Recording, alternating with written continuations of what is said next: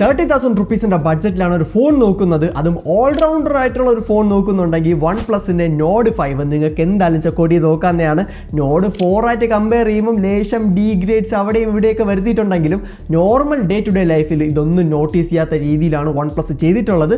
അതുപോലെ തന്നെയാണ് ഈ ഒരു ഫോണിൻ്റെ ഡിസ്പ്ലേ ആയാലും പെർഫോമൻസ് ആയാലും എല്ലാ രീതിയിലും അത്യാവശ്യം നല്ല രീതിയിലാണ് OnePlus ഒപ്റ്റിമൈസ് ചെയ്തിട്ടുള്ളത്. എന്തൊക്കെയായാലും നമ്മൾ ഇതിൻ്റെ സ്പെസിഫിക്കേഷൻ ഇൻഡെപ്ത് ആയിട്ട് ടെസ്റ്റ് ചെയ്യുന്നതായിരിക്കും. ഇതെല്ലാം കണ്ടിട്ട് മാത്രം നിങ്ങൾക്ക് ഈ ഒരു ഫോൺ പർച്ചേസ് ചെയ്യണോ വേണ്ടെന്ന് തീരുമാനം എടുക്കാവുന്നതാണ്. പിന്നെ എല്ലാവർക്കും അറിയാം OnePlusന്റെ ഫോൺ ആയതുകൊണ്ട് തന്നെ ഇതിനകത്ത് ചാർജർ കിട്ടും, ചാർജിങ് കേബിൾ കിട്ടും, സിം ഇൻജക്ഷൻ ടൂളും നല്ലൊരു ക്വാളിറ്റി TPU കേസും കിട്ടുന്നുണ്ട്. ആൻഡ് അത്യാവശ്യം നല്ലൊരു പ്രീമിയം ബിൽഡ് തന്നെയാണ് OnePlus ഇവിടെ കൊടുത്തിട്ടുള്ളത്. ബാക്കിൽ നോക്കുകയാണെങ്കിൽ ഗ്ലാസ് ബിൽഡ് ആണ്, ഫ്രണ്ടിൽ ഗൊറില്ല ഗ്ലാസ് 7 പ്രൊട്ടക്ഷനും പ്ലാസ്റ്റിക് ഫ്രെയിം ആണ് കൊടുത്തിട്ടുള്ളത്. ഇത് പല ആൾക്കാരും വളരെ വലിയൊരു കുറ്റമായിട്ടൊക്കെ പറയുന്നുണ്ട്. കാരണം Nord 4 മെറ്റൽ ബോഡി ആയിരുന്നു, ഇവിടെ വന്നപ്പോൾ പ്ലാസ്റ്റിക്കിന്റെ ഫ്രെയിം ആണെന്നൊക്കെ വലിയ കുറ്റം പറയുന്നുണ്ട്. ബട്ട് ആക്ച്വലി അങ്ങനെയൊന്നുമില്ല. OnePlus Nord 4 ഡിസൈൻ എനിക്ക് അത്ര അങ്ങ് ഇഷ്ടപ്പെട്ടിട്ടുണ്ടായിരുന്നില്ല. ബട്ട് ഇതിന്റെ ഡിസൈൻ അടിപൊളിയാണ്. പ്രത്യേകിച്ച് ഈ ഒരു കളർ എന്ന് പറയുന്നത് ഒരു മാർബിൾ ലൈക്ക് എഫക്റ്റ് ആണ് തരുന്നത്. മാറ്റ് ടെക്സ്ചർ ആയതുകൊണ്ട് എൻ്റെ ഫിംഗർ പ്രിന്റോ സ്മജസോ ഒന്നും അറിയുന്നില്ല. വളരെ ഒരു പ്രീമിയം ഫീൽ ആണ് ഇതിന്റെ ബാക്ക് ഗ്ലാസിൽ നിന്ന് കിട്ടുന്നത്. ഫ്രെയിം പ്ലാസ്റ്റിക് ആണ്, അതൊരു കേസ് ഇട്ടാൽ തീരേണ്ട പ്രോബ്ലം മാത്രമേ ഉള്ളൂ, അല്ലാതെ മേജർ കുറ്റമായിട്ട് പറയാനുള്ള ഒരു കാര്യവും. പിന്നെ ഇതിൽ വലിയൊരു ബാറ്ററി ഉണ്ടായിട്ടും ഇതിന്റെ വെയിറ്റ് അത്യാവശ്യം നല്ല രീതിയിൽ ബാലൻസ് ചെയ്തിട്ടുണ്ട് OnePlus. അതുകൊണ്ട് തന്നെ ഒട്ടും ഹെവി ആയിട്ട് ഈ ഒരു ഫോൺ ഫീൽ ചെയ്യുന്നില്ല. ഇൻ കേസ് നിങ്ങളുടെ കൈ വളരെ ചെറുതാണെന്നുണ്ടെങ്കിൽ ചിലപ്പോൾ നിങ്ങൾക്ക് ചെറിയൊരു ബുദ്ധിമുട്ട് തോന്നാം. കാരണം ഇതൊട്ടും തന്നെ ഒരു ചെറിയ ഫോണല്ല. അതിന് മെയിൻ റീസൺ ഇതിന്റെ ഡിസ്പ്ലേ തന്നെയാണ്. 6.83 ഇഞ്ചിന്റെ ഒരു വലിയ ഡിസ്പ്ലേ ആണ് ഇവിടെ കൊടുത്തിട്ടുള്ളത്. 144 ഹെർട്സിന്റെ റീഫ്രഷ് റേറ്റ് സപ്പോർട്ട് ചെയ്യുന്ന ഒരു ആംലോഡ് പാനലാണ്. ആ ഒരു 144 ഹെർട്സ് നമ്മുടെ UI-ലൊന്നും കാണാൻ പറ്റത്തില്ല. അതിനെപ്പറ്റി എന്തായാലും ഇതിന്റെ ഗെയിമിംഗ് ഡിപ്പാർട്ട്മെന്റിൽ എക്സ്പ്ലെയിൻ ചെയ്തു തരാം. ബട്ട് ഡിസ്പ്ലേ ഓവറോൾ വളരെ നല്ലതാണ്. HDR10+ സർട്ടിഫിക്കേഷൻ ഉണ്ട്. അത് യൂട്യൂബിലും നെറ്റ്ഫ്ലിക്സിലും കാണാൻ പറ്റുന്നതാണ്. ഈ ഒരു പ്രൈസ് പോയിന്റിലും 80,000 രൂപയ്ക്കൊക്കെ ചില ബ്രാൻഡ്സ് നെറ്റ്ഫ്ലിക്സിലൊന്നും HDR10+ സർട്ടിഫിക്കേഷൻ കൊടുക്കുന്നില്ല. പിന്നെ ബ്രൈറ്റ്നസ് നോക്കുകയാണെങ്കിൽ 1400 നിറ്റ്സിന്റെ ഔട്ട്ഡോർ ബ്രൈറ്റ്നസ് കൊടുത്തിട്ടുണ്ട്. അതായത് ഹൈ ബ്രൈറ്റ്നസ് മോഡ് 1400 നിറ്റ്സ് ആണ്.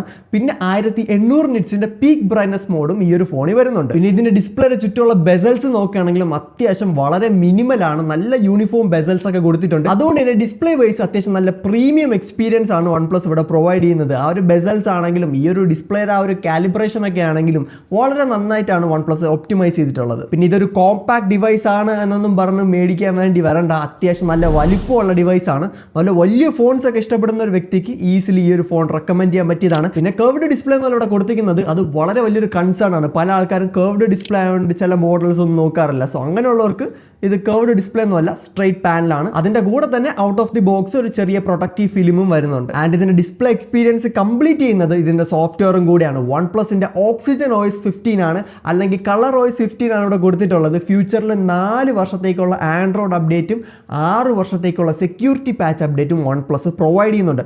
OnePlusന്റെ ഒരു ട്രാക്ക് റെക്കോർഡ് നോക്കുകയാണെങ്കിൽ OS അപ്ഡേറ്റ് ഒക്കെ പ്രോപ്പറായിട്ട് കൊടുക്കുന്നതാണ്. അത് വെച്ച് നോക്കുകയാണെങ്കിൽ ഇവിടെയും അതങ്ങനെ വലിയ ഇഷ്യൂസ് ഒന്നും ഉണ്ടാകാൻ പോകുന്നില്ല. പിന്നെ ഗ്രീൻ ലൈൻ വരുമോ എന്നൊക്കെ ഉള്ള ഡൗട്ട് ഉണ്ടെങ്കിൽ OnePlus Nord 5 life time green line settlement ആണ് OnePlus ഓഫർ ചെയ്യുന്നത്. സോ ബേസിക്കലി വേറെ ഒന്നല്ല, ഗ്രീൻ ലൈൻ വരെയാണെങ്കിൽ ഫോണിന്റെ display free of cost replace ചെയ്ത് തരും. പക്ഷേ ഇതിന് കുറെ ടേംസ് ആൻഡ് കണ്ടീഷൻസ് ഉണ്ട്. നിങ്ങളുടെ ഫോൺ സർവീസ് സെന്ററിൽ അല്ലാതെ പുറത്തൊന്നും കൊണ്ട് റിപ്പയർ ചെയ്യാൻ പാടില്ല. ബാക്കിലോ ഫ്രെയിമിലോ ഒന്നും ഡെന്റോ സ്ക്രാച്ചോ ഒന്നും വരാൻ പാടില്ല. അങ്ങനെയൊക്കെ കുറെ ടേംസ് ആൻഡ് കണ്ടീഷൻസ് ഉണ്ട്. സോ അങ്ങനെയൊക്കെ നിങ്ങൾ സേഫ് ആണെന്നുണ്ട്. ഇൻ കേസ് ഇതിൽ ഗ്രീൻ ലൈൻ വരെയാണെങ്കിൽ OnePlus റീപ്ലേസ് ചെയ്ത് തരുന്നതാണ്. എന്തൊക്കെയായാലും സോഫ്റ്റ്വെയർ എക്സ്പീരിയൻസ് അടിപൊളിയാണ്. ഔട്ട് ഓഫ് ദി ബോക്സ് ആണെങ്കിൽ ഞാൻ ഒരു രീതിയിലുള്ള ബഗ്ഗോ അല്ലെങ്കിൽ ഫോൺ സ്റ്റട്ടർ ആവുക അങ്ങനെയൊന്നും ഫേസ് ചെയ്തിട്ടില്ല. പിന്നെ കളർ വോയിസ് അറിയാമല്ലോ, വളരെ കിടിലം ആനിമേഷൻസ് ആണ്. ആ ഒരു പാരൽ ആനിമേഷൻസ് ഒക്കെ അടിപൊളിയായിട്ടാണ് ഒപ്റ്റിമൈസ് ചെയ്തിട്ടുള്ളത്. പിന്നെ OnePlus Oppo ഡിവൈസിലും അല്ലെങ്കിൽ Realme ഡിവൈസിലൊക്കെ കാണുന്ന എല്ലാ രീതിയിലുള്ള AI ഫീച്ചേഴ്സും ഇവിടെ കൊടുത്തിട്ടുണ്ട്. അതിൻ്റെ കൂടെ തന്നെ ഇതിൻ്റെ സൈഡിലുള്ള പ്ലസ് സ്കീം വരുന്നുണ്ട്. അതായത് OnePlusന്റെ ലേറ്റസ്റ്റ് ആയിട്ടുള്ള 13S തൊട്ട് ഇനി എല്ലാ ഫോണിലും പ്ലസ് കീ ആണ് OnePlus കൊടുക്കാൻ പോകുന്നത്. സോ ബേസിക്കലി വേറെ ഒന്നുമില്ല, ആപ്പിളിൻ്റെ ആ ഒരു ബട്ടൺ ഇവിടെ അങ്ങ് കോപ്പി അടിച്ച് വെച്ചിട്ടുണ്ട്. ഈവൻ സെറ്റിംഗ്സിൻ്റെ ആ ഒരു തീം വരെ സെയിം ആണ്. പക്ഷേ കുറച്ച് രീതിയിലുള്ള AI ഫീച്ചേഴ്സും ഇവിടെ ഇൻ്റഗ്രേറ്റ് ചെയ്യാൻ വേണ്ടി ശ്രമിച്ചിട്ടുണ്ട്. അതായത് ഇവരെ മൈൻഡ് സ്പേസിൻ്റെ ഫീച്ചറൊക്കെ നമുക്ക് ആക്ടിവേറ്റ് ചെയ്യണമെന്നുണ്ടെങ്കിൽ ഈ ഒരു ബട്ടൺ പ്രസ് ചെയ്യാവുന്നതാണ്. സോ ബേസിക്കലി ഈ ഒരു ഫീച്ചേഴ്സ് ഒന്നും പറഞ്ഞ് ബോറടിപ്പിക്കുന്നില്ല.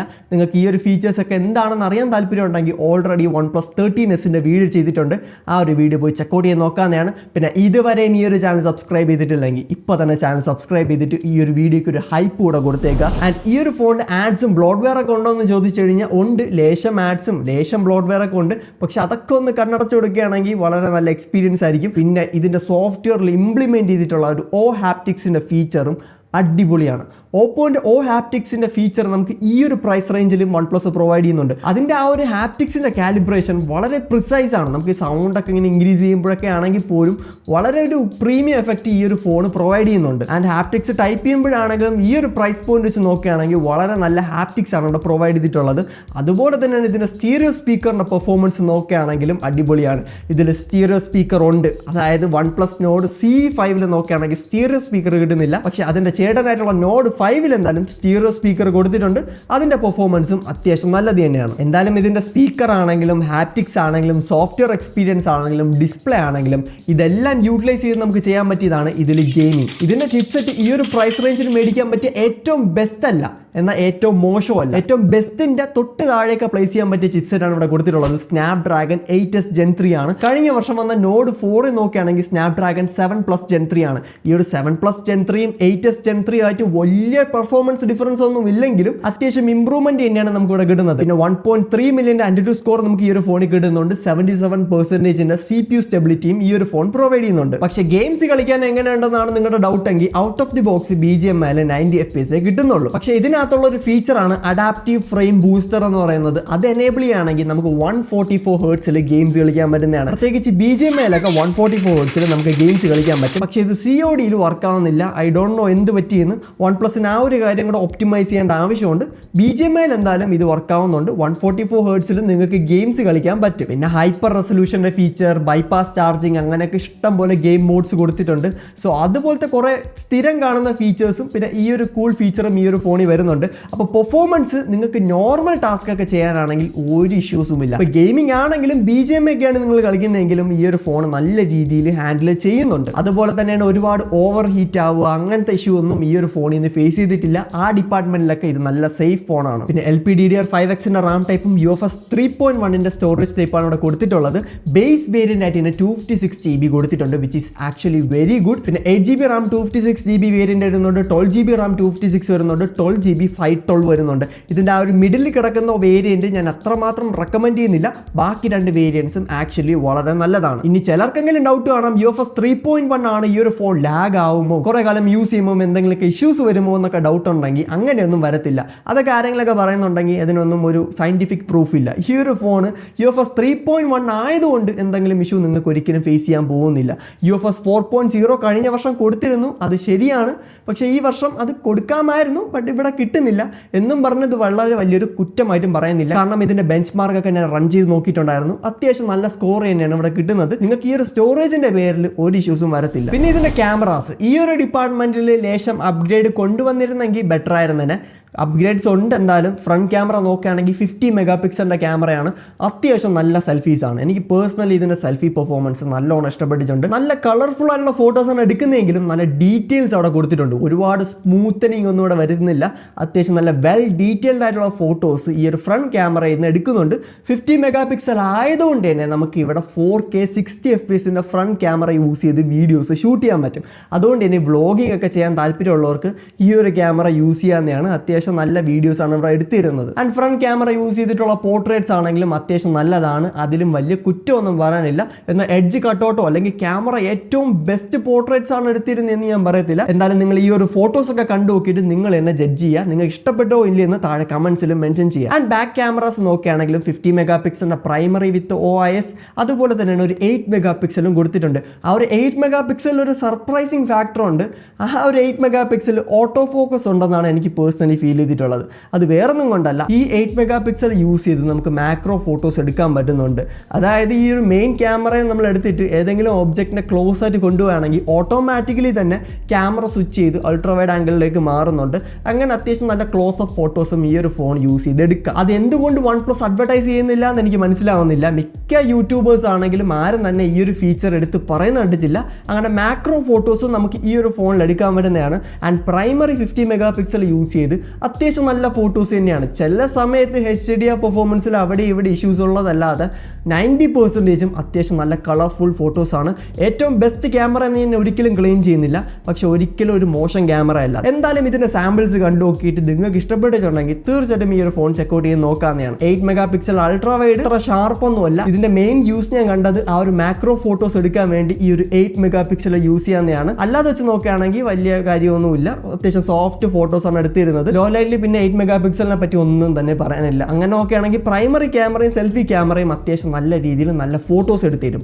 ആൻഡ് ബാക്ക് ക്യാമറ യൂസ് ചെയ്തെടുക്കുന്ന പോർട്രേറ്റ്സ് നോക്കുകയാണെങ്കിലും അത്യാവശ്യം നല്ലതാണ്. ചില സമയത്ത് എഡ്ജ് കട്ടൗട്ടിനൊക്കെ ചെറിയ ഇഷ്യൂസ് ഒക്കെ വരുന്നുണ്ടെങ്കിലും 90% ഈ ഒരു പ്രൈസ് വെച്ച് നോക്കുകയാണെങ്കിൽ നല്ല ഫോട്ടോസ് ആണ് എടുത്തിരുന്നത്. ചില സമയത്ത് എൻ്റെ ഹെയർ ബ്ലാക്കിന് പകരം ഒരു റെഡ് ടിൻ്റൊക്കെ കയറി വരുന്നുണ്ട്. സോ അതൊക്കെ വളരെ റെയർ ആണ്. അല്ലാതെ വെച്ച് നോക്കുകയാണെങ്കിൽ നല്ല ക്യാമറ പെർഫോമൻസ് തന്നെയാണ്.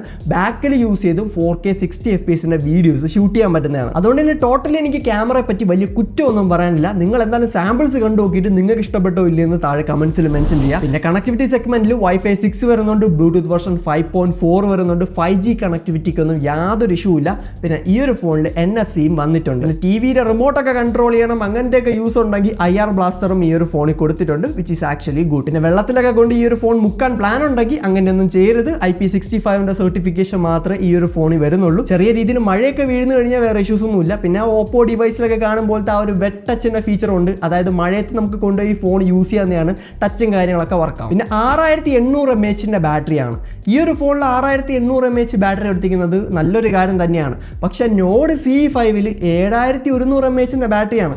അതിൽ അത്യാവശ്യം നല്ല വലിപ്പമുള്ള ബാറ്ററിയും ഇതിൽ ചെറുതാക്കിയത് എനിക്ക് അത്രമാത്രം ഒന്നും ഇഷ്ടപ്പെട്ടിട്ടുണ്ടായിരുന്നില്ല. 6800 mAh ആണ്. അത്യാവശ്യം 1 ഡേ ഒക്കെ നമുക്ക് ഈ ഒരു ഫോൺ ഈസിലി യൂസ് ചെയ്യാൻ പറ്റുന്നതാണ്. 80 വാട്ട്സിന്റെ ഫാസ്റ്റ് ചാർജറും പ്രൊവൈഡ് ചെയ്യുന്നുണ്ട്. ആൻഡ് ഒരു മാജിക്കൽ സംഭവം എന്ന് പറയുന്നത് ഈ ഒരു ഫോണിൽ PD ചാർജിങ് സപ്പോർട്ട് ചെയ്യുന്നുണ്ട്. 33 വാട്ട്സ് ആണെന്നാണ് ഞാൻ കേട്ടത്. അത്യാവശ്യം നല്ലൊരു കാര്യം തന്നെയാണ്. OnePlus പുതുതായിട്ട് ലോഞ്ച് ചെയ്യുന്ന ഫോൺസിലൊക്കെ PD ചാർജിങ്ങിന്റെ സപ്പോർട്ട് കൊടുക്കുന്നത്. കാരണം ചില ആൾക്കാരുടെ കയ്യിൽ PD ചാർജർ ലാപ്ടോപ്പിന്റെ കൂടെയൊക്കെ ക്യാരി ചെയ്യുമ്പം ഈ ഒരു ഫോൺ നമുക്ക് അത് വെച്ച് ചാർജ് ചെയ്തെടുക്കാവുന്നതാണ്. പിന്നെ ഈ 3 കളേഴ്സിലാണ് ഈ ഒരു ഫോൺ അവൈലബിൾ ആയിട്ടുള്ളത്. ആൻഡ് ബാങ്ക് ഡിസ്കൗണ്ട് ഒക്കെ വെച്ചിട്ട് നമുക്ക് ഇതിന്റെ ബേസ് വേരിയന്റ് 30,000 റുപ്പീസിന്റെ റേഞ്ചിൽ മേടിക്കാൻ പറ്റും.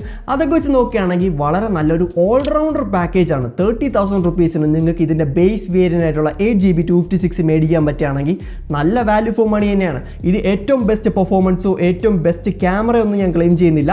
പക്ഷെ നിങ്ങൾക്ക് ഒരിക്കലും ഇതിൻ്റെ സോഫ്റ്റ്വെയർ ആണെങ്കിലും ഡിസ്പ്ലേ ആണെങ്കിലും ക്യാമറ ആണെങ്കിലും പെർഫോമൻസ് ആണെങ്കിലും ഒരു രീതിയിലുള്ള ഇഷ്യൂസും വരത്തില്ല. നിങ്ങളൊരു ഓൾറൗണ്ടർ പാക്കേജ് ആണ് നോക്കുന്നതെങ്കിൽ അത്യാവശ്യം നല്ല റെക്കമെൻഡ് ചെയ്യാൻ പറ്റിയ ഫോണാണ്. പിന്നെ നമുക്ക് ഈ ഒരു ഫോൺ പ്രൊവൈഡ് ചെയ്തിട്ടുള്ളത് ട്രിവാൻഡ്രത്തുള്ള ABC മൊബൈലാണ്. ആൻഡ് ABC മൊബൈൽ പട്ടത്തിൻ്റെ നമ്പർ ഞാൻ ഡിസ്ക്രിപ്ഷൻ ബോക്സിൽ കൊടുത്തേക്കാം. അവിടെ പോവുകയാണെങ്കിൽ നിങ്ങൾക്ക് ഈ ഒരു ഫോൺ ഈ പറഞ്ഞ റേറ്റിലൊക്കെ പർച്ചേസ് ചെയ്യാവുന്നതാണ്.